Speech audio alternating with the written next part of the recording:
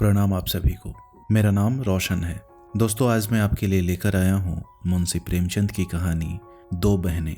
तो आइए शुरू करते हैं कहानी का पाठ। दोनों बहनें 2 साल के बाद एक तीसरे नातेदार के घर मिली और खूब रो धोकर खुश हुईं। तो बड़ी बहन रूप कुमारी ने देखा कि छोटी बहन राम दुलारी सिर से पांव तक गहनों से लदी हुई है। कुछ उसका रंग खुल गया है, स्वभाव में कुछ गरिमा आ गई है और बातचीत करने में ज़्यादा चतुर हो गई है। कीमती बनारसी साड़ी, बेलदार उन्नावी मखमल के जंपर ने उसके रूप को और भी चमका दिया है। वही राम दुलारी लड़कपन में सिर के बाल खोले फूहर सी इधर उधर खेला करती थी। अंतिम बार रूप कुमारी ने उसे उसके विवाह में देखा था, 2 साल पहले। तब भी उसकी शक्ल सूरत में कुछ ज़्यादा अंतर न हुआ था। लंबी तो हो गई थी, मगर थी उतनी ही दुबली, उतनी ही फूहर, उतनी ही मंद बुद्धि, जरा जरा सी बात पर रूठने वाली। मगर आज तो कुछ हालत और थी, जैसे कली खिल गई हो। और यह रूप इसने छिपा कहाँ रखा था? नहीं, आंखों को धोखा हो रहा है। यह रूप नहीं, केवल आंखों को लुभाने की शक्ति है।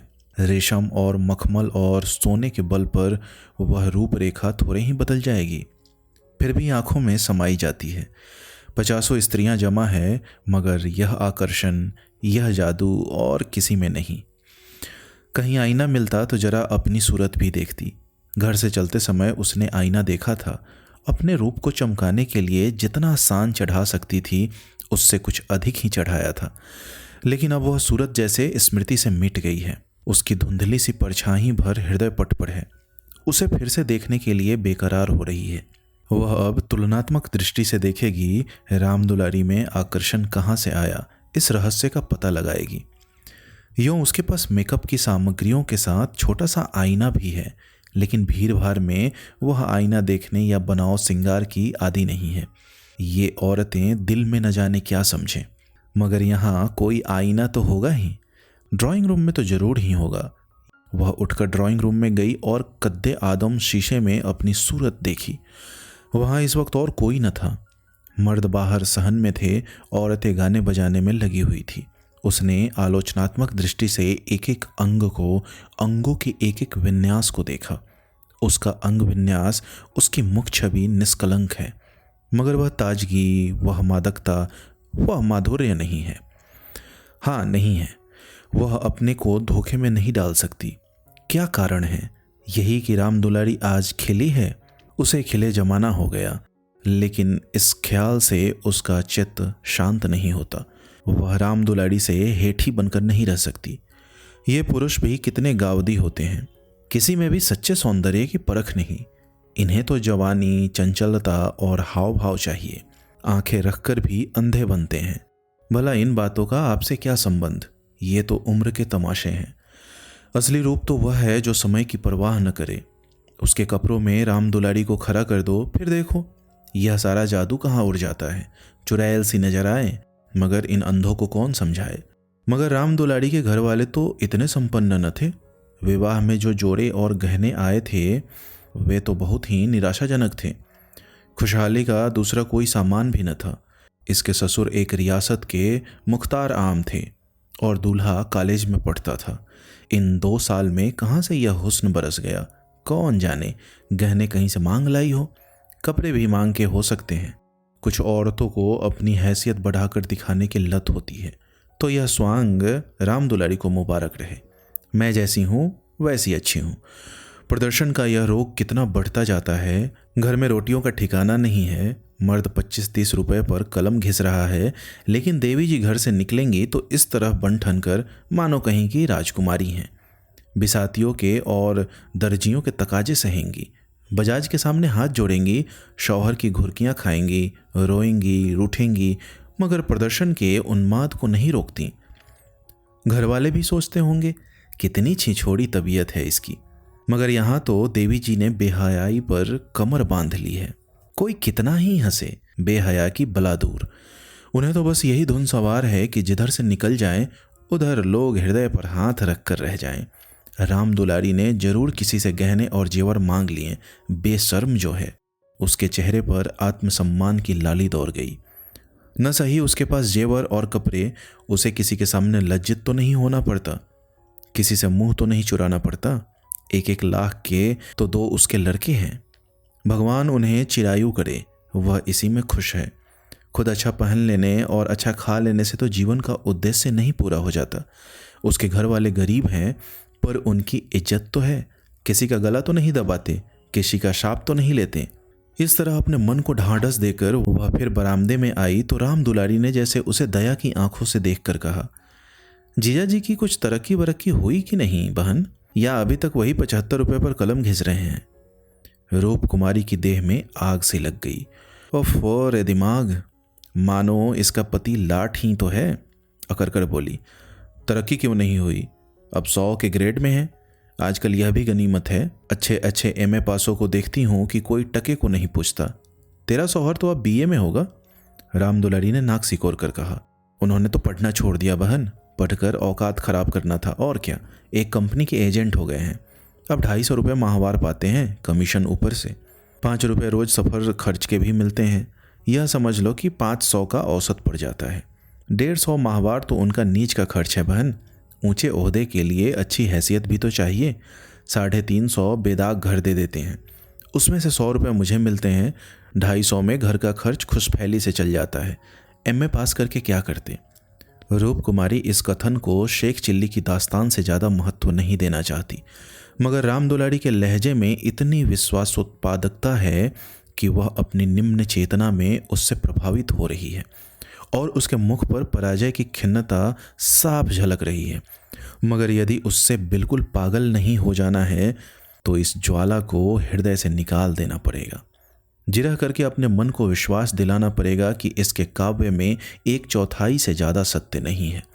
1/4 तक तो वह सह सकती है, इससे ज़्यादा उससे न सहा जाएगा।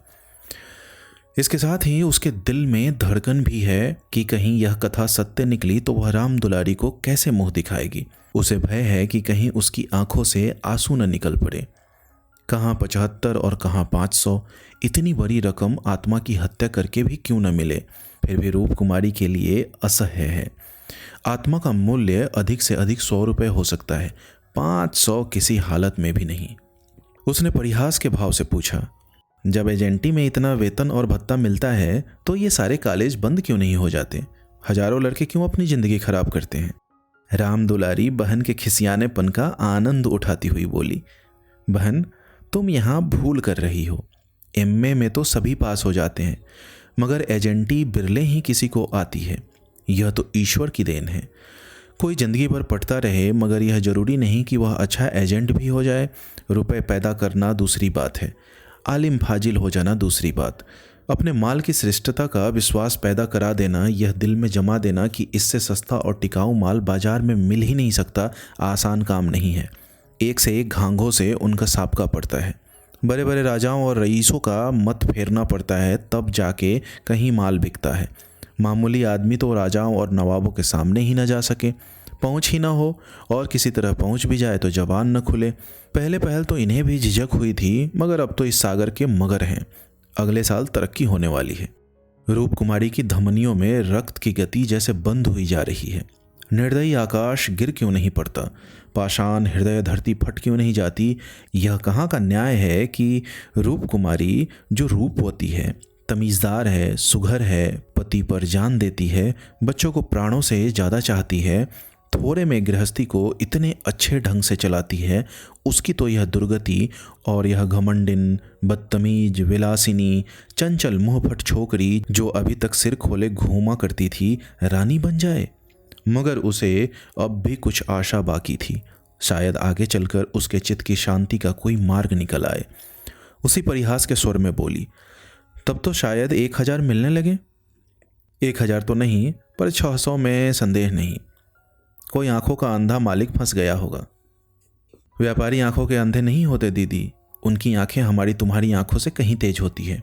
जब तुम उन्हें 6000 कमा कर दो तब कहीं 600 मिले। जो सारी दुनिया को चलाए उसे कौन बेवकूफ़ बनाएगा? परिहास से काम न चलते देखकर रूप कुमारी ने अपमान का अस्त्र निकाला। मैं तो इसे कोई बहुत अच्छा पेशा नहीं समझती। सारे दिन झूठ के तुमार बांधो, यह तो ठग विद्या है। राम दुलारी जोर से हंसी। बहन पर उसने पूरी विजय पाई थी। इस तरह तो जितने वकील बैरिस्टर हैं सभी ठग विद्या करते हैं। अपने मुवक्किल के फायदे के लिए उन्हें क्या नहीं करना पड़ता, झूठी शहादतें तक बनानी पड़ती है, मगर उन्हें वकीलों और बैरिस्टरों को हम अपना लीडर कहते हैं। उन्हें अपनी कौमी सभाओं का प्रधान बनाते हैं, उनकी गाड़ियां खींचते हैं, उन पर फूलों और असरफियों की वर्षा करते हैं, उनके नाम से सड़कें, प्रतिमाएं और संस्थाएं बनाते हैं। आजकल दुनिया पैसा देखती है। आजकल ही क्यों, हमेशा से धन की यही महिमा रही है। पैसे कैसे आए यह कोई नहीं देखता, जो पैसे वाला है उसी की पूजा होती है। जो अभागे हैं, अयोग्य हैं या भीरू हैं, वे आत्मा और सदाचार की दुहाई देकर अपने आंसू पोंछते हैं। नहीं, आत्मा और सदाचार को कौन पूछता है। रूप कुमारी खामोश हो गई। अब उसे यह सत्य उसकी सारी वेदनाओं के साथ स्वीकार करना पड़ेगा कि राम दुलारी उससे ज़्यादा भाग्यवान है। इससे अब त्राण नहीं, परिहास या अनादर से वह अपनी तंगदिली का प्रमाण देने के सिवा और क्या पाएगी। उसे किसी बहाने से राम दुलारी के घर जाकर असलियत की छानबीन करनी पड़ेगी। अगर राम दुलारी वास्तव में लक्ष्मी का वरदान पा गई है तो रूप कुमारी अपनी किस्मत ठोक कर बैठ रहेगी। समझ लेगी कि दुनिया में कहीं न्याय नहीं है, कहीं ईमानदारी की पूछ नहीं है। मगर क्या सचमुच उसे इस विचार से संतोष होगा? यहाँ कौन ईमानदार है? वही जिसे बेईमानी करने का अवसर नहीं है और न इतनी बुद्धि या मनोबल है कि वह अवसर पैदा कर ले। उसके पति 75 रुपये पाते हैं, पर क्या 10-20 रुपये और ऊपर से मिल जाए तो वह खुश होकर ले न लेंगे?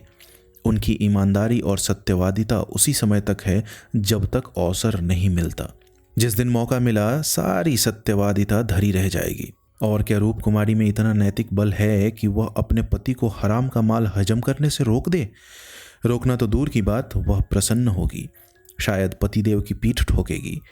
अभी उनके दफ्तर से आने के समय वह मन मारे बैठी रहती है, तब वह द्वार पर खड़ी होकर उनकी बाट जोहेगी और ज्यों ही वह घर में आएंगे उनकी जेबों की तलाशी लेगी। आंगन में गाना बजाना हो रहा था। राम दुलारी उमंग के साथ गा रही थी और रूप कुमारी वहीं बरामदे में उदास बैठी हुई थी। न जाने क्यों उसके सिर में दर्द होने लगा था। कोई गाए कोई नाचे, उससे प्रयोजन नहीं। वह तो अभागिन है, रोने के लिए पैदा की गई है। 9 बजे रात को मेहमान रुखसत होने लगे। रूप कुमारी भी उठी, ऐका मंगवाने ही जा रही थी कि राम दुलारी ने कहा, ऐका मंगवा कर क्या करोगी बहन? मुझे लेने के लिए कार आती होगी। चलो 2-4 दिन मेरे यहाँ रहो, फिर चली जाना। मैं जीजा जी को कहला भेजूंगी, तुम्हारा इंतजार न करें। रूप कुमारी का यह अंतिम अस्त्र भी बेकार हो गया। राम दुलारी के घर जाकर हाल चाल की दोह लेने की इच्छा गायब हो गई। वह अपने घर जाएगी और मुंह ढांप कर परी रहेगी। इन फटे हालों क्यों किसी के घर जाए। बोली, नहीं अभी तो मुझे फुर्सत नहीं है, बच्चे घबरा रहे होंगे, फिर कभी आऊँगी। क्या रात भर भी ना ठहरोगी? नहीं। अच्छा बताओ कब आओगी? मैं सवारी भेज दूंगी। मैं खुद कहला भेजूंगी। तुम्हें याद न रहेगी, साल भर हो गया, भूलकर भी याद न किया। मैं इसी इंतजार में थी कि दीदी बुलावे तो चलूं। एक ही शहर में रहते हैं, फिर भी इतनी दूर की साल भर गुजर जाए और मुलाकात तक न हो। रूप कुमारी इसके सिवा और क्या कहे कि घर के कामों से छुट्टी नहीं मिलती। कई बार उसने इरादा किया कि दुलारी को बुलाएं, मगर अवसर ही न मिला। सहसा राम दुलारी के पति मिस्टर गुरुसेवक ने आकर बड़ी साली को सलाम किया। बिल्कुल अंग्रेजी, सज धज, मुंह में चुरोट, कलाई पर सोपे की घड़ी, आंखों पर सुनहरी ऐनक, जैसे कोई सिविलियन हो। चेहरे से जेहानत और शराफत बरस रही थी। वह इतना रूपवान और सजीला है, रूप कुमारी को अनुमान था। कपड़े जैसे उसकी देह पर खिल रहे थे। आशीर्वाद देकर बोली, आज यहाँ न आती तो तुमसे मुलाकात क्यों होती? गुरुसेवक हंसकर बोला, यह उल्टी शिकायत। क्यों न हो, कभी आपने बुलाया और मैं न गया? मैं नहीं जानती थी कि तुम अपने को मेहमान समझते हो, वह भी तो तुम्हारा ही घर है। राम दुलारी देख रही थी कि मन में उससे ईर्ष्या रखते हुए भी वह कितनी वाणी मधुर, कितनी स्निग्ध, कितनी अनुग्रह प्रार्थनी होती जा रही है। गुरुसेवक ने उदार मन से कहा, हाँ अब मान गया भाभी साहब, बेशक मेरी गलती है। इस दृष्टि से मैंने कभी विचार नहीं किया था, मगर आज तो मेरे घर रहिए। नहीं आज बिल्कुल नहीं, फिर कभी आऊँगी। लड़के घबरा रहे होंगे। राम दुलारी बोली, मैं कितना कह के हार गई, मानती ही नहीं। दोनों बहनें कार की पिछली सीट पर बैठी। गुरुसेवक ड्राइव करता हुआ चला। जरा देर में उसका मकान आ गया। राम दुलारी ने फिर वाहन से उतरने के लिए आग्रह किया, पर वह न मानी। लड़के घबरा रहे होंगे। आखिर राम दुलारी उससे गले मिलकर अंदर चली गई। गुरु सेवक ने कार बढ़ाई। रूप कुमारी ने उड़ती हुई निगाह से राम दुलारी का मकान देखा और वह ठोस सत्य एक शलाका की भांति उसके कलेजे में चुभ गया। कुछ दूर चलकर गुरु सेवक बोला, भाभी, मैंने तो अपने लिए अच्छा रास्ता निकाल लिया। अगर 2-4 साल इसी तरह काम चलता रहा तो बड़ा आदमी बन जाऊंगा। रूप कुमारी ने सहानुभूति के साथ कहा, राम दुलारी ने मुझे बताया था, भगवान करे जहां रहो खुश रहो, मगर जरा हाथ पैर संभाल के रहना। मैं मालिक की आंख बचाकर एक पैसा भी लेना पाप समझता हूँ भाभी। दौलत का मजा तो तभी है कि ईमान सलामत रहे। ईमान खोकर पैसे मिले तो क्या। मैं ऐसी दौलत को त्याज्य समझता हूँ।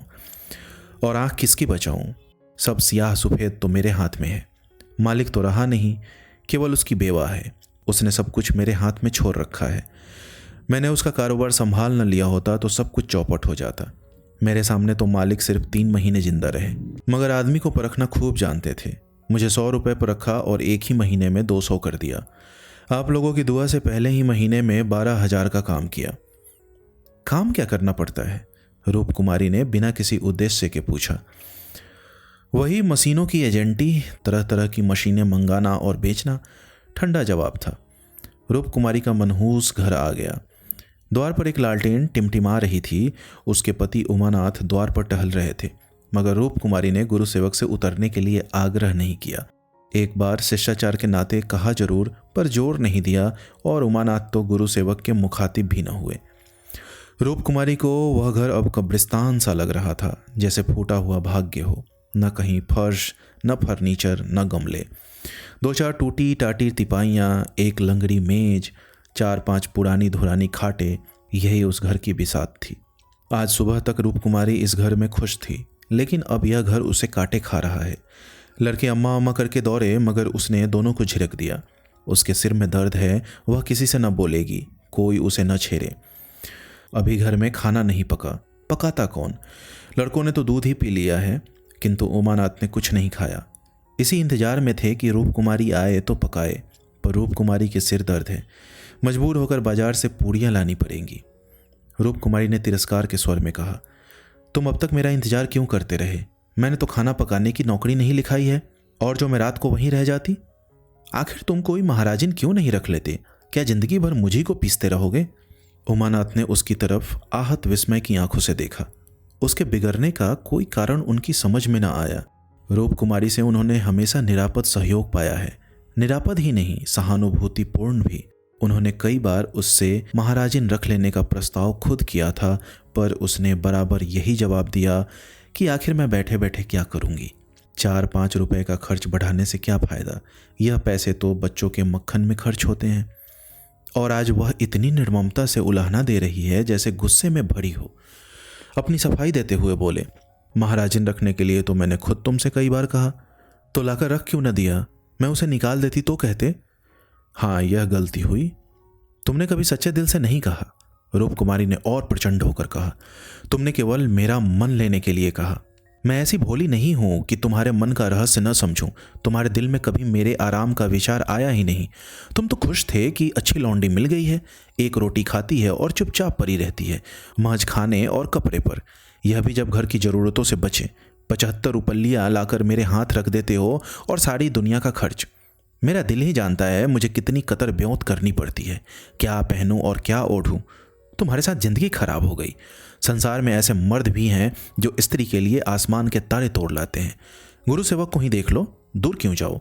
तुमसे कम पढ़ा है, उम्र में तुमसे कहीं कम है, मगर 500 रुपये का महीना लाता है और राम दुलारी रानी बनी बैठी रहती है। तुम्हारे लिए यही 75 रुपये बहुत हैं। रांड मांड ही में मग्न।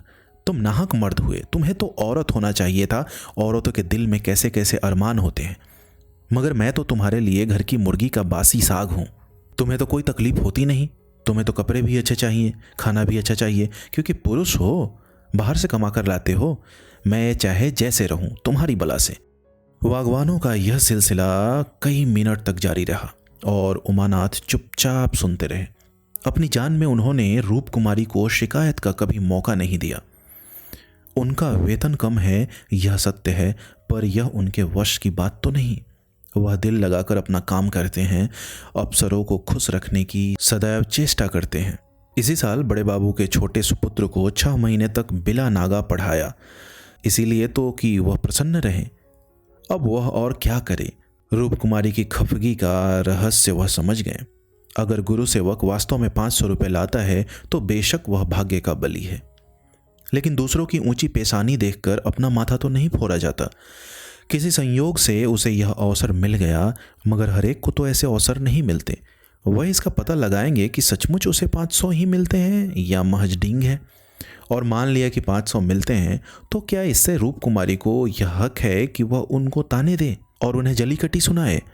अगर इसी तरह वह भी रूप कुमारी से ज़्यादा रूपवती और सुशीला रमणी को देखकर रूप कुमारी को कोसना शुरू कर दें तो कैसा हो? रूप कुमारी सुंदरी है, मृदुभाषिनी है, त्यागमयी है, लेकिन उससे बढ़कर सुंदरी, मृदुभाषिनी, त्यागमयी देवियों से दुनिया खाली नहीं है।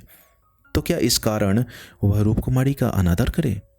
एक समय था जब उनकी नज़रों में रूप कुमारी से ज़्यादा रूपवती रमणी संसार में न थी, लेकिन वह उन्माद कब का शांत हो गया। भावुकता के संसार से वास्तविक जीवन में आए उन्हें एक युग बीत गया। अब तो विवाहित जीवन का उन्हें काफ़ी अनुभव हो गया।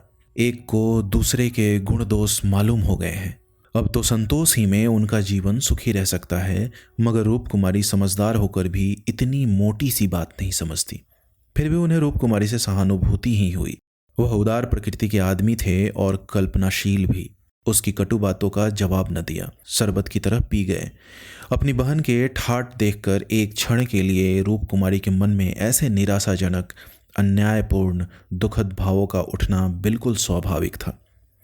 रूप कुमारी कोई सन्यासिनी नहीं, विरागिनी नहीं कि हर दशा में अविचलित रहे। इस तरह अपने मन को समझाकर उमानाथ ने गुरु सेवक के विषय में तहकीकात का संकल्प किया। 1 सप्ताह तक रूप कुमारी मानसिक अशांति की दशा में रही। बात बात पर झुंझलाती, लड़कों को डांटती, पति को कोसती, अपने नसीबों को रोती। घर का काम तो करना ही पड़ता था, लेकिन अब इस काम में उसे आनंद न आता था। बेगार सी टालती थी। घर की जिन पुरानी धुरानी चीज़ों से उसका आत्मीय संबंध सा हो गया था, जिनकी सफाई और सजावट में वह व्यस्त रहा करती थी, उनकी तरफ अब आंख उठाकर भी न देखती। घर में एक ही खिदमतगार था। उसने जब देखा बहूजी घर की तरफ से खुद ही लापरवाह है, तो उसे क्या गरज थी कि सफाई करता। जो चीज़ जहाँ पड़ी थी वहीं पड़ी रहती, कौन उठाकर ठिकाने से रखे। बच्चे माँ से बोलते डरते थे और उमानाथ तो उसके साय से भी भागते थे। जो कुछ सामने थाली में आ जाता उसे पेट में डाल लेते और दफ्तर चले जाते। दफ्तर से लौटकर दोनों बच्चों को साथ ले लेते और कहीं घूमने निकल जाते। रूप कुमारी से कुछ कहना बारूद में दिया सलाई लगाना था। हाँ, उनकी वह तहकीकात जारी थी। एक दिन उमानाथ दफ्तर से लौटे तो उनके साथ गुरु सेवक भी थे। रूप कुमारी ने आज कई दिनों के बाद परिस्थिति से सहयोग कर लिया था और इस वक्त झाड़न लिए कुर्सियां और तिपाइयां साफ कर रही थी कि गुरु सेवक ने अंदर पहुंचकर सलाम किया। रूप कुमारी दिल में कट गई। उमानाथ पर ऐसा क्रोध आया कि उनका मुंह नोच ले। इन्हें लाकर यहाँ क्यों खड़ा कर दिया? न कहना न सुनना, बस बुला लाए। उसे इस दशा में देखकर गुरु सेवक दिल में क्या कहता होगा, मगर इन्हें अक्ल आई ही कब थी। वह अपना पर्दा ढांकती फिरती है और आप उसे खोलते फिरते हो, जरा भी लज्जा नहीं, जैसे बेहयाई का बाना पहन लिया है। बरबस उसका अपमान करते हैं। न जाने उसने उनका क्या बिगाड़ा है। आशीर्वाद देकर कुशल समाचार पूछा और कुर्सी रख दी। गुरु सेवक ने बैठते हुए कहा, आज भाई साहब ने मेरी दावत की है। मैं उनकी दावत पर तो न आता, लेकिन जब उन्होंने कहा तुम्हारी भाभी का कड़ा तकाजा है, तब मुझे समय निकालना पड़ा। रूप कुमारी ने बात बनाई। घर का कलह छिपाना चाहा। तुमसे उस दिन कुछ बातचीत न हो पाई, जी लगा हुआ था। गुरु सेवक ने कमरे के चारों तरफ नज़र दौड़ाकर कहा, इस पिंजरे में तो आप लोगों को बड़ी तकलीफ होती होगी। रूप कुमारी को ज्ञात हुआ यह युवक कितना सुरुचिहीन, कितना अरसिक है। दूसरों के मनोभावों का आदर करना जैसे जानता ही नहीं। इसे इतनी सी बात भी नहीं मालूम कि दुनिया में सभी भाग्यशाली नहीं होते। लाखों में एक ही कहीं ऐसा भाग्यवान निकलता है, और उसे भाग्यवान ही क्यों कहा जाए। जहाँ बहुतों को दाना न मयस्सर हो, वहाँ थोड़े से आदमियों के भोग विलास में कौन सा सौभाग्य। जहाँ बहुत से आदमी भूखों मर रहे हों, वहाँ 2-4 आदमी मोहन भोग उड़ाए तो यह उनकी बेहयाई और हृदयहीनता है, सौभाग्य कहीं नहीं। कुछ चिढ़कर बोली, पिंजरे में रहना कटघरे में रहने से अच्छा है। पिंजरे में निरीह पक्षी रहते हैं, कटघरा तो घातक जंतुओं का ही निवास स्थान है। गुरु सेवक शायद यह संकेत न समझ सका, बोला, मेरा तो इस घर में दम घुट जाए। मैं आपके लिए अपने घर के पास ही एक मकान ठीक करा दूंगा, खूब लंबा चौड़ा। आपसे कुछ किराया न लिया जाएगा, मकान हमारी मालिकिन का ही है। मैं भी उसी के एक मकान में रहता हूँ, सैकड़ों मकान है उसके पास, सैकड़ों, सब मेरे अख्तियार में है। जिसे जो मकान चाहूँ दे दूँ, मेरे अख्तियार में है। किराया लूँ या न लूँ, मैं आपके लिए सबसे अच्छा मकान ठीक करूँगा। मैं आपका बहुत अदब करता हूँ। रूप कुमारी समझ गई महाशय इस वक्त नशे में है, जब ही यों बहक रहे हैं। अब उसने गौर से देखा तो उनकी आंखें सिकुड़ गई थी, गाल कुछ फूल गए थे, जबान भी लड़खड़ाने लगी थी। एक जवान खूबसूरत शरीफ चेहरा कुछ ऐसा सेखीबाज और निर्लज हो गया कि उसे देखकर घृणा होती थी। उसने एक क्षण के बाद फिर बहकना शुरू किया, मैं आपका बहुत अदब करता हूँ। जी हाँ, आप मेरी बड़ी भाभी हैं। आपके लिए मेरी जान हाजिर है। आपके लिए एक मकान नहीं 100 मकान तैयार हैं। मैं मिसेज लोहिया का मुख्तार हूँ, सब कुछ मेरे हाथ में है, सब कुछ। मैं जो कुछ कहता हूँ वह आंखें बंद करके मंजूर कर लेती हैं। मुझे अपना बेटा समझती हैं। मैं उसकी सारी जायदाद का मालिक हूँ। मिस्टर लोहिया ने मुझे 20 रुपये पर रखा था, 20 रुपये पर। वह बड़ा मालदार था, मगर किसी को नहीं मालूम उसकी दौलत कहाँ से आती थी, किसी को नहीं मालूम, मेरे सिवा कोई नहीं जानता। वह खुफिया फरोश था, किसी से कहना नहीं। वह चोरी से कोकीन बेचता था, लाखों की आमदनी थी उसकी। अब वही व्यापार मैं करता हूँ। हर शहर में हमारे खुफिया एजेंट हैं। मिस्टर लोहिया ने मुझे इस फन में उस्ताद बना दिया। जी हाँ, मजाल नहीं कि कोई मुझे गिरफ्तार कर ले। बड़े बड़े अफसरों से मेरा याराना है। उनके मुंह में नोटों के पुलिंदे ठूस ठूस कर उनकी आवाज़ बंद कर देता हूँ। कोई चू नहीं कर सकता। दिन दहाड़े बोलता हूँ।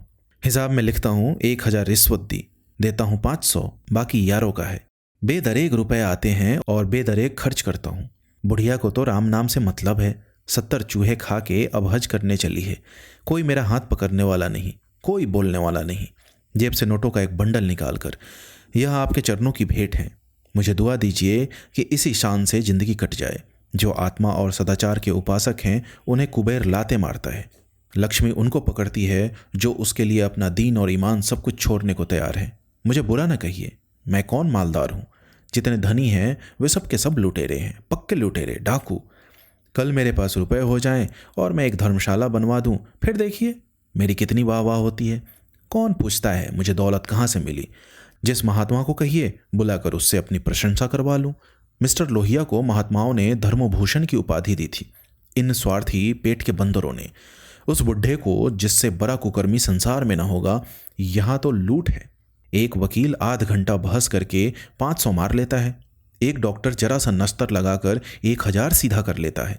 एक जुआरी स्पेकुलेशन में एक दिन में लाखों का वारा न्यारा करता है। मगर उनकी आमदनी जायज़ है तो मेरी आमदनी भी जायज़ है। जी हाँ, जायज़ है। मेरी निगाह में बड़े से बड़े मालदार की भी कोई इज्जत नहीं। मैं जानता हूँ वह कितना बड़ा हथकंडेबाज है। यहाँ जो आदमी आंखों में धूल झोंक सके वही सफल है। गरीबों को लूट कर मालदार हो जाना समाज की पुरानी परिपाटी है। मैं भी वही करता हूँ जो दूसरे करते हैं। जीवन का उद्देश्य है ऐसा करना। खूब लूटूंगा, खूब ऐश करूंगा और बुढ़ापे में खूब खैरात करूंगा। मैं एक दिन लीडर बन जाऊंगा। कहिए गिना दूं यहाँ कितने लोग जुआ खेल खेल कर करोड़पति हो गए, कितने औरतों का बाजार लगाकर करोड़पति हो गए। सहसा उमानाथ ने आकर कहा, मिस्टर गुरु सेवक क्या कर रहे हो? चलो चाय पी लो, ठंडी हो रही है। गुरु सेवक ऐसा हड़बड़ा उठा मानो अपने सचेत रहने का प्रमाण देना चाहता हो, मगर पांव लड़खड़ाए और जमीन पर गिर पड़ा। फिर संभल कर उठा और झूमता झामता ठोकरे खाता बाहर चला गया। रूप कुमारी ने आज़ादी की सांस ली। यहाँ बैठे बैठे उसे हौल दिल सा हो रहा था। कमरे की हवा जैसे कुछ भारी हो गई थी। जो प्रेरणाएं कई दिन से अच्छे अच्छे मनोहर रूप भरकर उसके मन में आ रही थी, आज उसे उनका असली विभत्स घिनौना रूप नजर आया। जिस त्याग, सादगी और साधुता के वातावरण में अब तक उसकी जिंदगी गुजरी थी, उसमें इस तरह के दाव पेंच, छल कपट और पतित स्वार्थ का घुसना बिल्कुल ऐसा ही था जैसे किसी बाग में सांडों का एक झुंड घुस आए। इन दामों वह दुनिया की सारी दौलत और सारा ऐश खरीदने को भी तैयार न हो सकती थी। नहीं, अब राम दुलारी के भाग्य से अपने भाग्य का बदला न करेगी। वह अपने हाल में खुश है। राम दुलारी पर उसे दया आई, जो भोग विलास की धुन और अमीर कहलाने के मोह में अपनी आत्मा का सर्वनाश कर रही है। मगर वह बेचारी भी क्या करे, और गुरु सेवक का भी क्या दोष है। जिस समाज में दौलत पूजती है, जहां मनुष्य का मोल उसके बैंक अकाउंट और टीम टाम से आंका जाता है, जहां पग पग पर प्रलोभनों का जाल बिछा हुआ है और समाज की कुव्यवस्था आदमी में ईर्ष्या, द्वेष, अपहरण और नीचता के भावों को उकसाती और उभारती रहती है, गुरु सेवक और राम दुलारी उस जाल में फंस जाएं, उस प्रवाह में बह जाएं तो कोई अचरज नहीं। उसी वक्त उमानाथ ने आकर कहा, गुरु सेवक यहाँ बैठा बैठा क्या बक रहा था? मैंने तो उसे विदा कर दिया। जी डरता था कहीं पुलिस उसके पीछे न लगी हो, नहीं तो मैं भी गेहूं के साथ घुन की तरह पिस जाऊं। रूप कुमारी ने क्षमा प्रार्थी नेत्रों से उन्हें देखकर जवाब दिया। वही अपनी खुफिया फरोशी की डींग मार रहा था। मुझे भी मिसेज लोहिया से मिलने को कह गया है।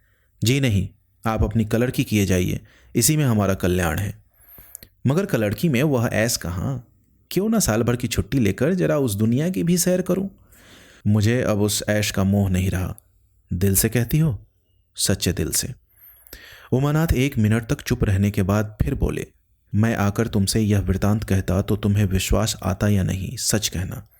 कभी नहीं। मैं तो कल्पना ही नहीं कर सकती कि अपने स्वार्थ के लिए कोई आदमी दुनिया को विष खिला सकता है। मुझे सारा हाल पुलिस के सब इंस्पेक्टर से मालूम हो गया था। मैंने उसे खूब शराब पिला दी थी कि नशे में बहकेगा जरूर और सब कुछ खुद उगल देगा। ललचाता तो तुम्हारा जी भी था। हाँ, ललचाता तो था और अब भी ललच रहा है, मगर ऐश करने के लिए जिस हुनर की ज़रूरत है वह कहाँ से लाऊंगा?